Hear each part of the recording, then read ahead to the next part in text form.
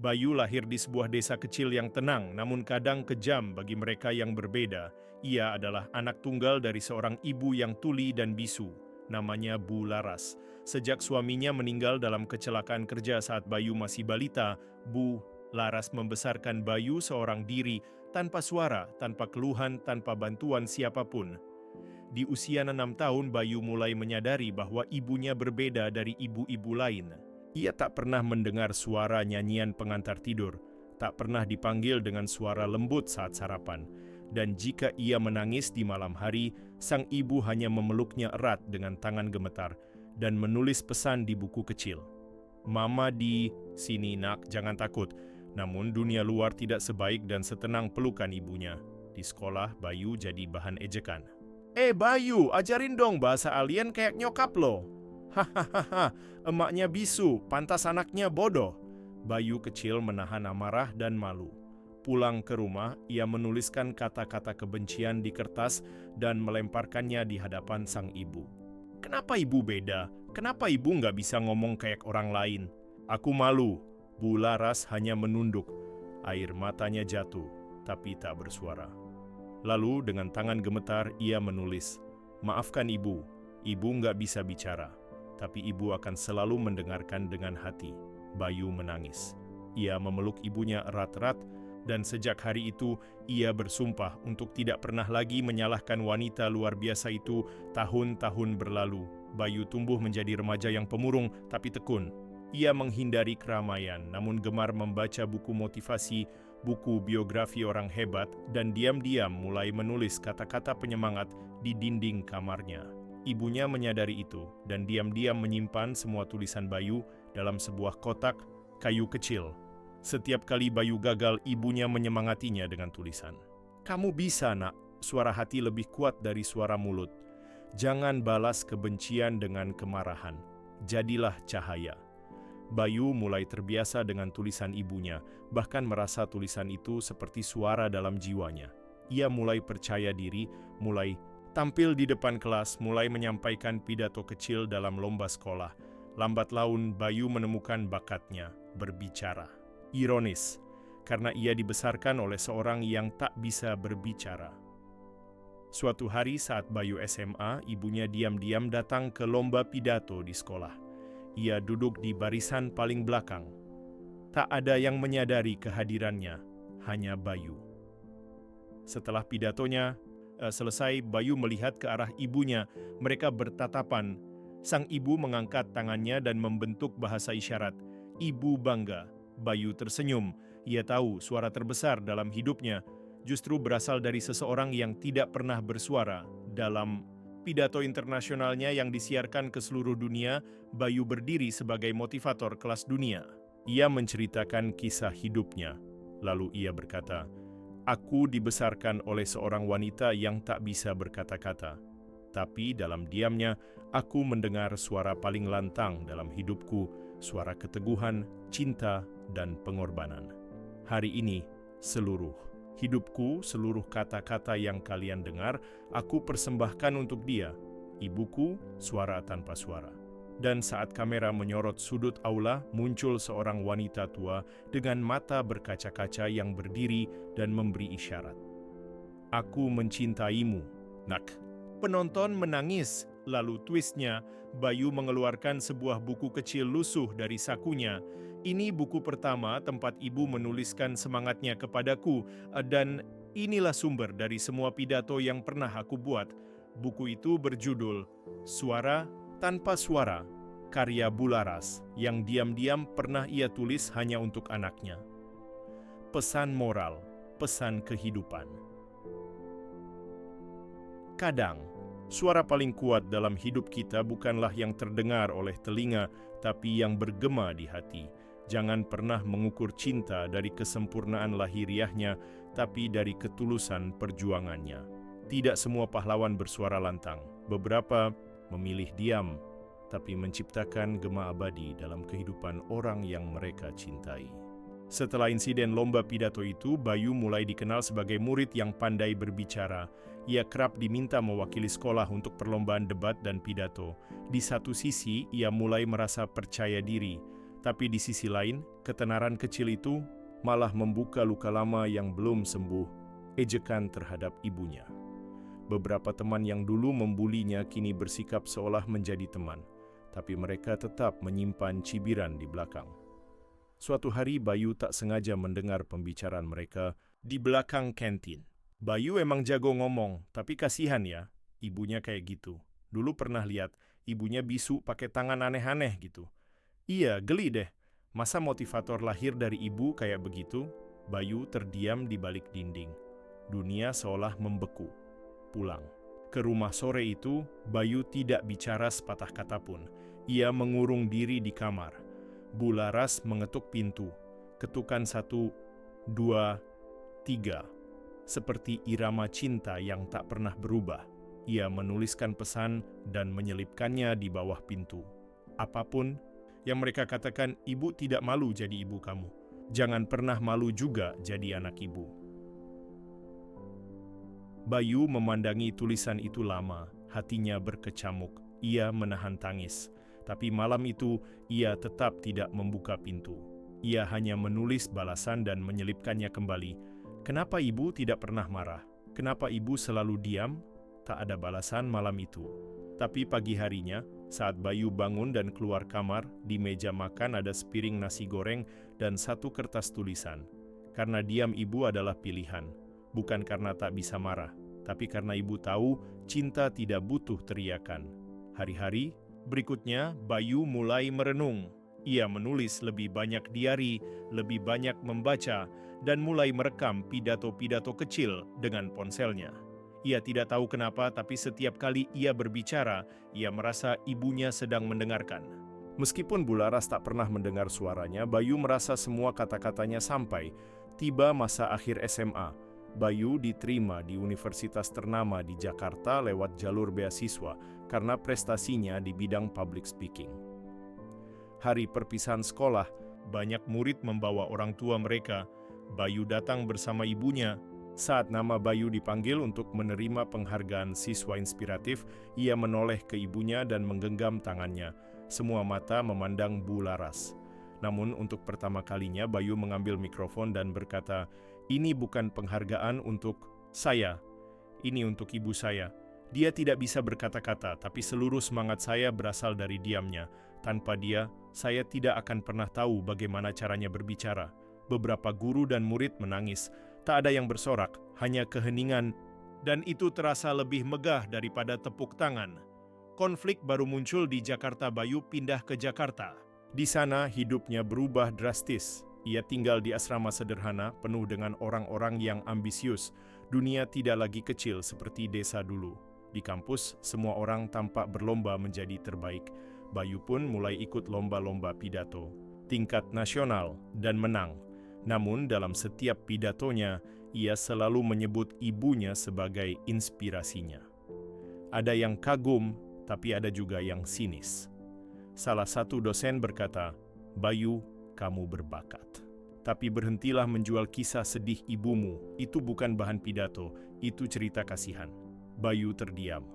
Untuk pertama kalinya ia merasa dipaksa untuk memilih kejujuran atau pencitraan. Ia pulang ke kamar, ia membuka ponsel dan menulis pesan ke ibunya. "Bu, aku harus mulai berhenti cerita tentang ibu. Katanya, orang bosan. Aku harus mulai cari cerita lain." Jawaban ibunya datang malam itu lewat video singkat. Hanya rekaman tangan Bu Laras yang menulis di papan tulis kecil. "Kalau mereka bosan mendengar tentang ibu, jangan cerita tentang ibu. Tapi jangan pernah berhenti jadi anak ibu." Bayu menangis sendirian malam itu. Tapi kali ini bukan karena sedih, tapi karena bangga akhir semester, Bayu membuat konten video pertama di media sosial. Judulnya, "Didikan dari seorang yang tak pernah bersuarakan aku jadi pembicara." Dalam video itu, ia tidak banyak berteori, ia hanya bercerita tentang ibunya, tentang keheningan yang membesarkannya, tentang cinta yang tidak pernah menuntut.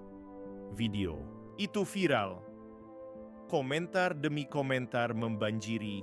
"Saya juga punya orang tua yang berbeda, dan sekarang saya bangga. Terima kasih sudah mengubah rasa malu jadi kebanggaan." Dan satu komentar yang membuat Bayu menangis saat membacanya, "Kamu tidak membicarakan ibumu. Kamu sedang menyuarakan semua ibu yang tidak pernah terdengar." Dunia bisa saja menertawakan kelemahan orang tua kita, tapi kita bisa memilih untuk menjadikan kelemahan itu sebagai kekuatan kita. Jangan pernah malu pada asalmu. Kadang suara terbesar dalam hidup bukan berasal dari siapa yang paling keras, tapi dari siapa yang paling tulus. Tahun kedua kuliah menjadi tahun paling sibuk dalam hidup Bayu. Jadwal kuliah, lomba pidato, seminar, dan tawaran menjadi pembicara terus berdatangan. Ia mulai diundang ke acara TV lokal, podcast kampus, bahkan diminta mengisi pelatihan untuk pelajar SMA di berbagai kota. Di setiap penampilannya, ia masih menyisipkan satu kalimat tetap. "Saya dibesarkan oleh seorang ibu yang tidak pernah bersuara, tapi suaranya paling kuat di hidup saya." Kalimat itu seperti ciri khasnya. Penonton menyukainya. Bayu mulai dikenal bukan hanya karena kemampuan bicara, tapi karena kisah ibunya yang menginspirasi. Namun semakin tinggi ia melangkah, semakin ia merasa kehilangan sesuatu. Ia jarang pulang, hanya video call, hanya kirim pesan singkat. Ia bahkan mulai menunda membaca tulisan tangan ibunya yang biasanya ia simpan dan baca setiap malam. Suatu malam saat ia hendak tidur, sebuah pesan masuk dari tetangga kampungnya. "Bayu, maaf ganggu. Ibunya kamu tadi pingsan, sudah dibawa ke rumah sakit." Bayu langsung terbangun. Dunia terasa runtuh. Ia tak menunggu pagi. Ia langsung naik kereta malam ke kampung halamannya. Di rumah sakit saat Bayu tiba, ibunya masih terbaring di ruang perawatan. Wajah pucat, selang infus di tangan, dan mata yang setengah terbuka. Dokter memanggil Bayu ke ruang konsul dan berkata dengan tenang namun tegas, ibunya mengalami gangguan jantung yang sudah lama, tapi tidak pernah diperiksakan. Mungkin karena beliau tidak ingin merepotkan siapapun, Bayu terdiam. Dunia terasa hampa. Ia tak tahu harus berkata apa. Ia masuk ke ruangan ibunya. Perlahan memegang tangan yang dulu menulis kata-kata penyemangat di buku kecilnya. Tangannya yang kini lemah, dingin, dan tak bisa lagi menulis cepat seperti dulu. Bu Laras membuka mata, tersenyum kecil. Lalu dengan sisa tenaga, ia meminta papan tulis kecil. Dengan tangan gemetar ia menulis, "Maaf, Ibu tidak cerita. Ibu tahu kamu sedang tumbuh besar. Ibu tidak ingin menjadi alasan kamu berhenti terbang." Bayu menangis. Ia menunduk di samping ranjang ibunya. "Bu, aku bahkan nggak sadar, aku mulai terbang tapi kehilangan arah." Beberapa hari kemudian, Bayu mendapat kabar penting. Ia lolos seleksi motivator muda Asia Tenggara dan akan tampil mewakili Indonesia dalam acara besar di Singapura. Tapi acara itu bertepatan dengan jadwal operasi besar ibunya. Bayu bingung. Semua orang bilang, ini kesempatan langka, sekali seumur hidup. Tapi hatinya tidak tenang. Ia duduk di samping ibunya dan bercerita, "Bu, kalau aku pergi, aku takut sesuatu terjadi. Tapi kalau aku nggak pergi, aku khawatir akan menyesal seumur hidup." Ibunya menatapnya dalam-dalam. Lalu ia menulis dengan pelan, "Pergilah, suara ibu selalu ada di hatimu. Tapi kalau kamu memilih tinggal, itu bukan salah, itu cinta." Bayu menatap ibunya lama. Ia tidak menjawab, tapi malam itu ia tidak memesan tiket pesawat ke Singapura. Ia memesan satu hal yang lebih mahal, waktu bersama ibunya. Kejutan tak terduga malam. Sebelum operasi, Bayu duduk di ruang tunggu dan tiba-tiba ponselnya berdering. Ternyata panitia lomba motivator itu menelpon. "Bayu, kami mendengar kabar dari salah satu rekan kamu bahwa kamu tidak bisa hadir. Kami paham alasanmu, tapi kamu adalah inspirasi kami. Jadi kalau kamu bersedia, kami ingin menayangkan pesanmu lewat video." Bayu setuju. Ia pun merekam video dari rumah sakit. Dengan mata sembab, ia berdiri di ruang tunggu rumah sakit dan berkata, "Aku tidak hadir secara fisik hari ini. Tapi hari ini aku hadir sebagai anak dari seorang wanita luar biasa. Hidupku bukan tentang panggung besar, tapi tentang satu suara yang membesarkanku diam-diam. Suara itu adalah ibuku yang tuli dan bisu. Tapi suaranya tetap memimpin langkahku.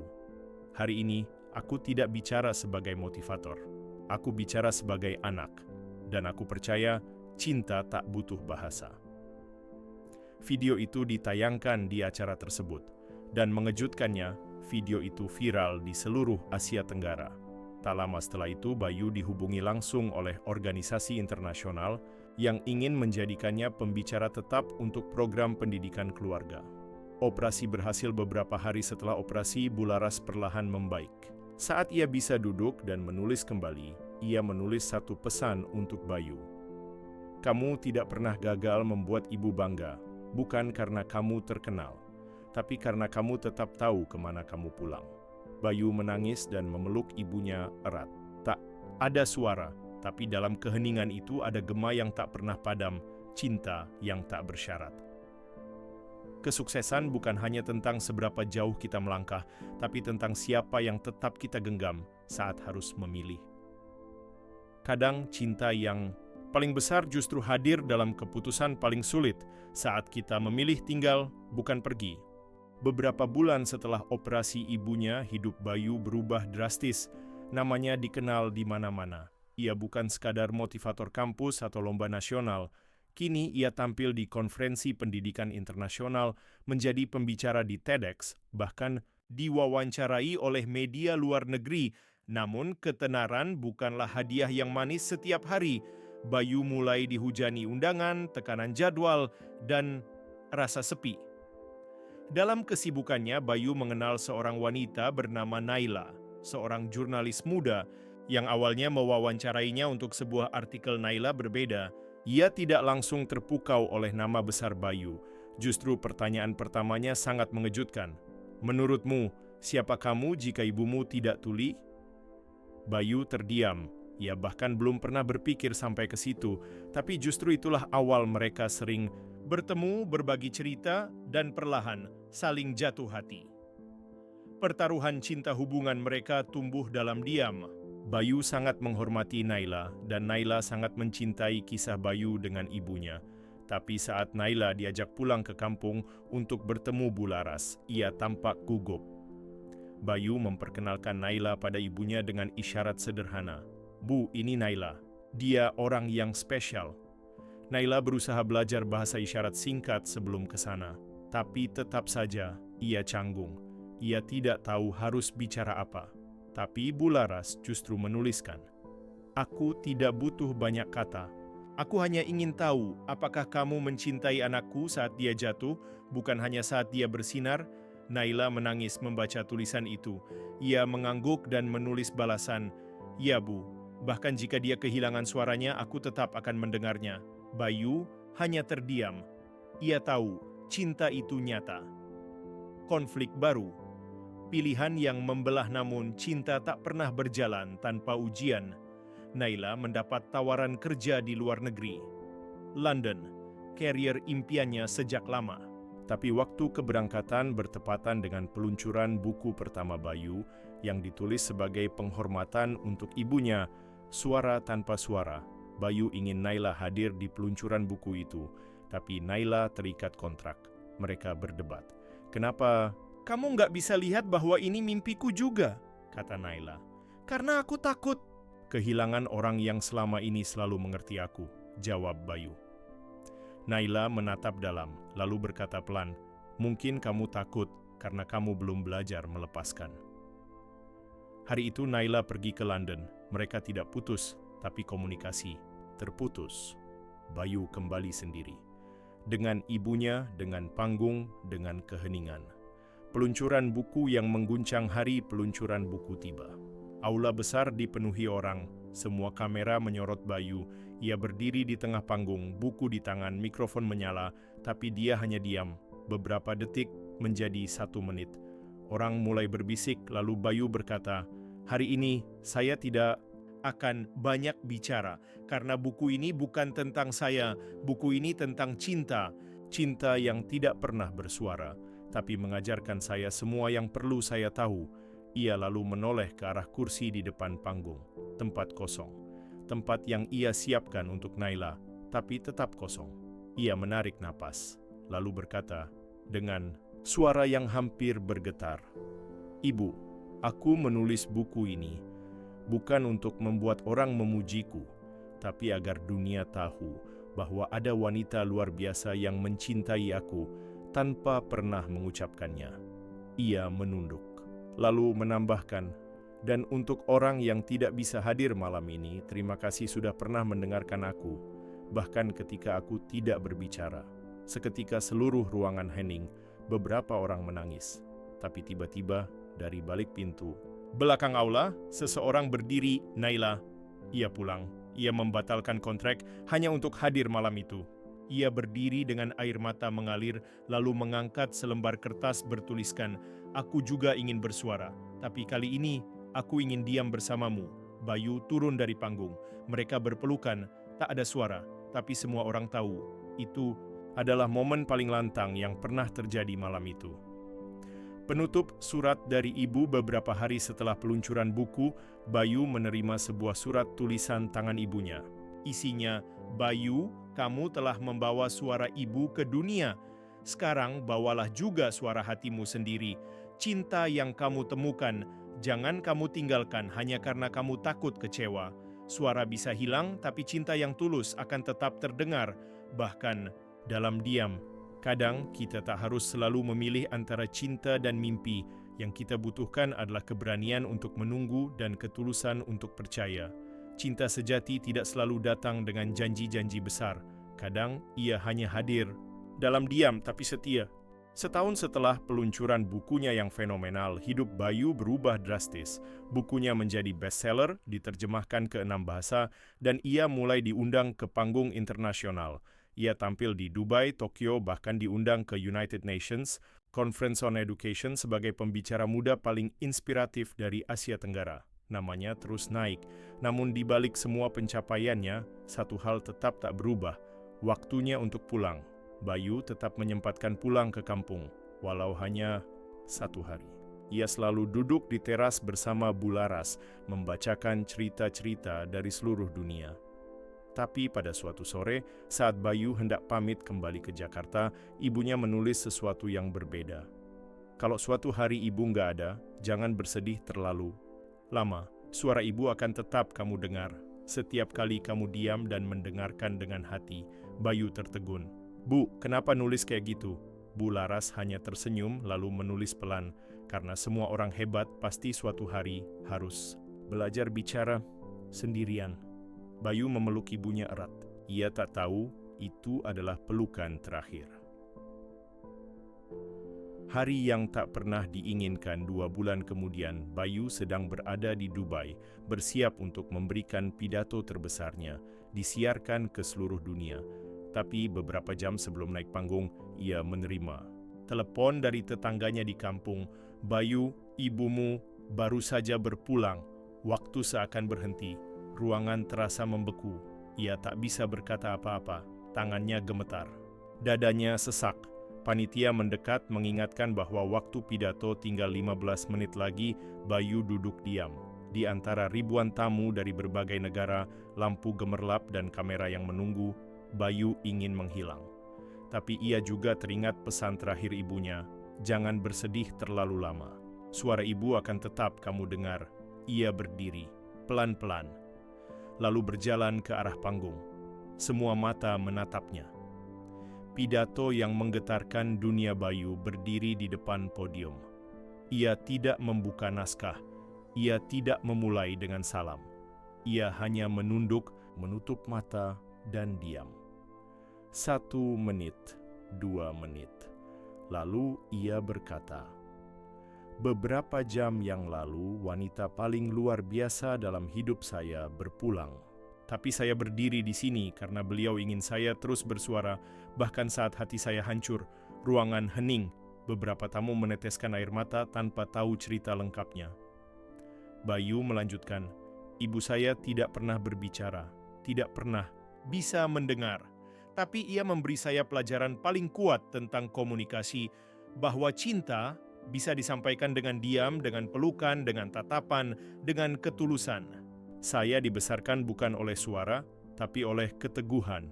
Saya tumbuh bukan karena tepuk tangan dunia, tapi karena tulisan kecil di kertas-kertas lusuh dari ibu saya." Ia menarik napas dalam-dalam, lalu menutup pidatonya dengan satu kalimat. Hari ini, saya tidak hanya membawa suara saya membawa suara seorang ibu yang seluruh hidupnya adalah bisikan cinta yang tak pernah terdengar, tapi selalu terasa. Pemakaman tanpa suara tapi penuh doa Bayu pulang ke kampung dengan hati hancur. Rumah itu kini sunyi, terlalu sunyi, tapi di meja ruang tamu ia menemukan satu buku kecil. Di sampulnya tertulis, "Untuk Bayu, jika ibu tidak sempat mengucap selamat tinggal." Buku itu berisi tulisan tangan Bularas sejak Bayu kecil hingga hari-hari terakhirnya. Tentang saat Bayu jatuh, tentang rasa syukurnya melihat Bayu berdiri, tentang ketakutan dan harapan sebagai seorang ibu yang tak pernah bisa mengucap satu kata pun. Halaman terakhir berisi tulisan yang membuat Bayu menangis dalam diam. Bayu, kamu akan menjadi cahaya bagi banyak orang. Tapi jangan pernah lupa bahwa kamu adalah cahaya pertama bagi hati ibu. Suaramu, nak, adalah warisan paling indah yang ibu titipkan kepada dunia. Beberapa tahun kemudian, Bayu mendirikan sebuah tempat bernama Museum Keheningan. Bukan museum besar, tapi tempat kecil di kampung halamannya yang menyimpan kisah-kisah anak dengan orang tua luar biasa. Tuli, bisu, difabel, atau yang membesarkan. Dalam diam, di pintu masuknya tertulis, "Disinilah suara-suara tanpa suara berbicara paling lantang. Cinta tidak selalu hadir dalam kata-kata, tapi cinta sejati akan selalu meninggalkan gema di hati yang bersedia mendengarkan. Kepergian orang tercinta bukanlah akhir, tapi awal dari bagaimana kita meneruskan cinta mereka di dunia. Kamu tak harus bersuara untuk didengar. Kadang, keheninganmu justru menjadi suara paling menggetarkan dunia." Beberapa tahun telah berlalu sejak kepergian Bularas. Bayu kini bukan hanya seorang motivator. Ia menjadi duta pendidikan inklusi dunia, mengadvokasi hak anak-anak difabel, memperjuangkan ruang bagi suara-suara yang tak terdengar. Wajahnya terpampang di billboard, majalah pendidikan, dan bahkan buku pelajaran. Namun di balik semua itu, Bayu tetaplah anak dari seorang ibu yang tidak bisa berbicara, dan dia tidak pernah melupakan itu. Lahirnya gerakan diam yang menguatkan. Suatu hari, dalam sebuah kunjungan ke desa terpencil di Nusa Tenggara Timur, Bayu bertemu seorang anak laki-laki berusia 8 tahun yang tidak bisa bicara karena trauma. Anak itu tidak pernah menyentuh pena atau buku. Tapi setiap kali Bayu mengangkat tangan dan membuat sedikit bahasa isyarat, mata anak itu berbinar. Bayu teringat ibunya. Ia mengeluarkan selembar kertas kecil menulis, "Kamu tidak harus bicara, tapi kamu bisa bersuara dengan cara lain." Anak itu mengangguk. Pelan ia menuliskan namanya di kertas, Andro. Momen itu seperti kilat menyambar dada Bayu. Ia tahu sudah saatnya dia melakukan sesuatu yang lebih besar. Ia pun mendirikan sebuah gerakan global bernama Diam yang Menguatkan. Silence That Strengthens. Gerakan ini mengumpulkan relawan dari berbagai negara untuk mengajar bahasa isyarat, menyebarkan cerita para ibu bisu, ayah tuli, anak-anak sunyi, dan siapapun yang tumbuh dalam keheningan tapi tetap ingin didengar. Kejutan dari masa lalu di tengah kesibukannya membesarkan gerakan ini, Bayu diundang ke acara penghargaan dunia, Human Legacy Awards di Jerman. Sebelum malam penganugerahan dimulai, panitia memberitahu bahwa ada kejutan dari seseorang yang pernah dekat dengannya. Bayu mengira itu hanya formalitas, tapi ketika nama Bayu dipanggil naik ke panggung sebagai penerima penghargaan kehidupan, lampu sorot mengarah ke seseorang.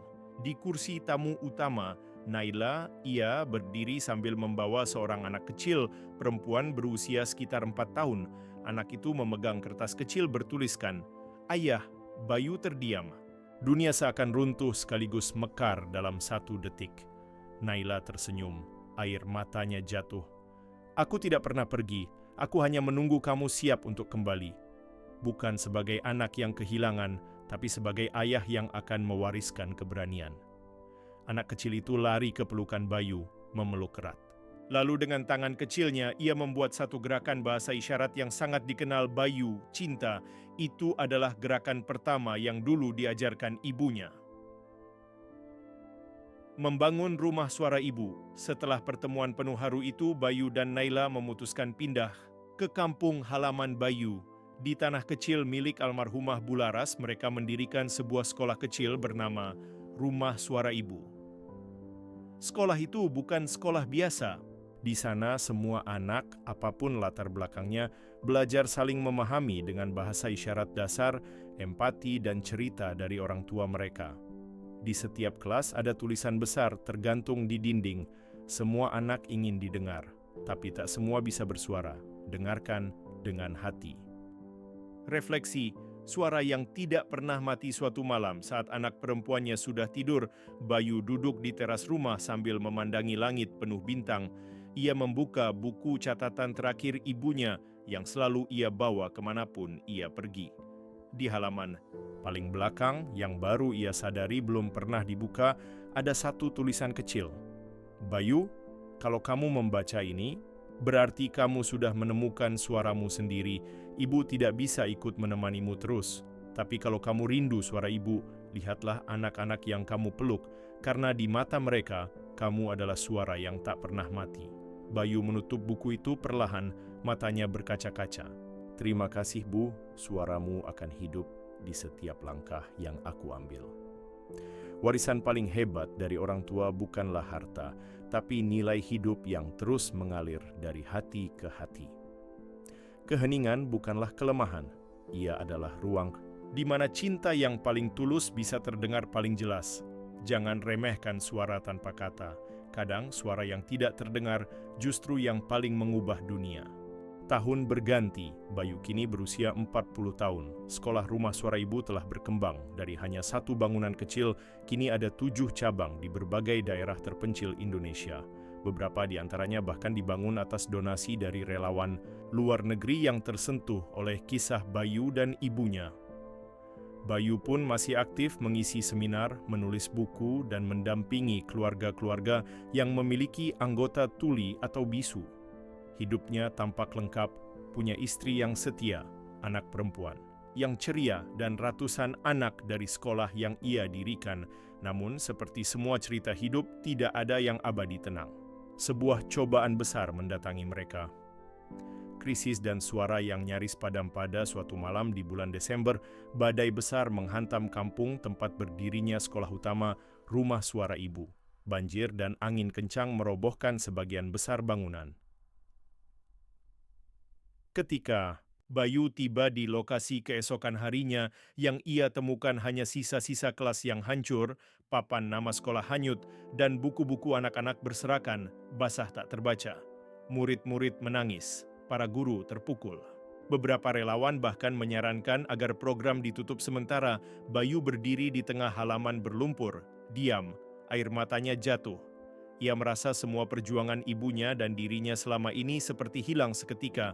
Tapi dari kerumunan murid, seorang anak perempuan yang tuli mendekatinya. Namanya Nara, murid kelas 3. Dengan tangan kecilnya, Nara membuat gerakan bahasa isyarat yang membuat Bayu terpaku. Apakah suara ibu sudah hilang, Ayah? Itu adalah kalimat yang sangat mirip dengan apa yang dulu ia tanyakan ke ibunya saat masih kecil dan dibuli. Bayu tersentak. Ia berlutut memeluk Nara dan menjawab lewat bahasa isyarat juga. Tidak. Suara ibu tidak bisa hanyut, karena suara ibu hidup di dalam kamu, dalam setiap dari kita. Bayu memutuskan untuk tidak menyerah. Ia mengirim video kepada para donatur, aktivis, dan pengikutnya dari seluruh dunia. Dalam video itu, ia berdiri di tengah reruntuhan sekolah dan berkata, "Tempat ini mungkin rusak, tapi semangat kami tidak, karena kami percaya suara yang dibangun dari cinta tidak pernah bisa dihancurkan." Video itu viral. Dalam waktu seminggu, donasi dari seluruh dunia mengalir deras. Tak hanya cukup untuk membangun kembali sekolah, tapi juga memperluasnya dengan ruang terapi, perpustakaan, dan asrama bagi anak-anak yatim disabilitas. Sekolah itu diresmikan ulang setahun kemudian dengan nama baru, Akademi Laras Bayu. Laras, nama ibunya, Bayu, dirinya yang tumbuh dari suara ibunya. Pidato terakhir 3 tahun kemudian, Bayu mendapat penghargaan tertinggi dari UNESCO sebagai tokoh pengubah dunia. dalam pendidikan inklusif. Ia diundang ke Paris untuk memberikan pidato terakhir sebelum menyatakan pensiun dari panggung internasional. Di podium, Bayu tampil berbeda. Ia mengenakan baju adat Jawa sederhana dan membawa satu benda, buku catatan kecil peninggalan ibunya. Dalam pidatonya, ia berkata, "Ibu saya tidak bisa bicara, tapi setiap tulisannya menembus hati saya lebih dalam daripada ribuan kata. Ia tidak pernah marah, tidak pernah berteriak, tapi kasihnya menggema seumur hidup saya." Saya pernah bertanya, "Saat kecil, kenapa ibu tidak punya suara?" Kini saya tahu jawabannya, karena Tuhan ingin saya belajar mendengar dengan hati. Ruangan berdiri. Tidak satu pun tepuk tangan yang lebih keras daripada air mata yang jatuh dari hadirin hari itu. Bayu menutup pidato dengan kalimat yang kini tertulis di dinding setiap cabang sekolahnya. Cinta sejati tidak butuh suara keras. Ia cukup hadir dan didengar dengan ketulusan. Setelah pensiun, Bayu memilih hidup sederhana di kampung bersama keluarganya. Ia menulis buku-buku anak dengan ilustrasi bahasa isyarat. Ia mengajari anak-anak mendongeng tanpa suara, hanya dengan gerakan dan ekspresi wajah. Satu hari saat duduk di teras, anak perempuannya Naila bertanya, "Ayah, nanti kalau ayah sudah nggak ada, aku bisa tetap dengar suara ayah nggak?" Bayu tersenyum dan menatap langit. "Kalau kamu mendengarkan dengan hati, suara ayah akan tetap ada, seperti suara ibu dulu yang tetap hidup di ayah." Suara sejati tidak datang dari mulut, tapi dari hati yang mencintai tanpa pamrih. Kita semua bisa menjadi suara bagi mereka yang tak mampu bersuara, tapi lebih mulia lagi kalau kita mau menjadi telinga bagi mereka yang tak bisa bicara. Warisan terbaik bukanlah nama besar, tapi kebaikan kecil yang terus hidup dalam hati banyak orang.